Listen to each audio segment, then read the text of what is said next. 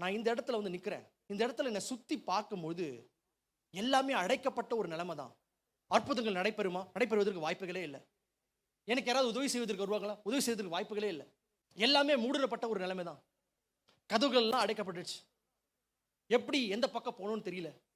யாரை போய் பார்க்கணும், யார் இடத்துல போய் நான் பேசணும், யார் இடத்துல போய் எல்லா காரியத்தையும் கேட்கணும்னு சொல்லி நம்ம ஒரு குழம்பி போய் ஒரு இடத்துல நின்று கொண்டிருக்கலாம்.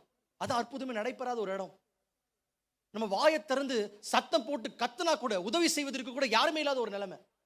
அப்படிப்பட்ட ஒரு நிலைமையில கூட நம்ம நின்று கொண்டிருக்கலாம். இந்த இடத்துல இருந்து உன்னை தேவன் மீட்டெடுப்பாரா? இந்த இடத்துல இருந்து தேவன் உன் வாழ்க்கை நன்மை செய்வாரா? இந்த இடத்துல இருந்து தேவன் உன்னை ஆசீர்வதிப்பாரான்னு சொல்லி யாராவது கேட்கும்போது நம்ம எல்லாம் சொல்லுவோம், பிரதர் இதெல்லாம் நடக்கிறதுக்கு வாய்ப்புகளே இல்லை பிரதர் அப்படின்னு சொல்லிட்டு. ஆண்டவர் வருவாருங்க, இறங்கி வருவார், உனக்காக இடைப்படுவார். அவர் இடைப்பட்டு செய்கிற ஒரு மிகப்பெரிய காரியம் தெரியுமா? அற்புதங்கள் நடைபெறுவதற்கு சாத்தியமே இல்லாத ஒரு இடத்துல தேவன் இடைப்பட்டு உங்க வாழ்க்கையில் அற்புதத்தை செய்ய வல்லமையாக காண முடியும்.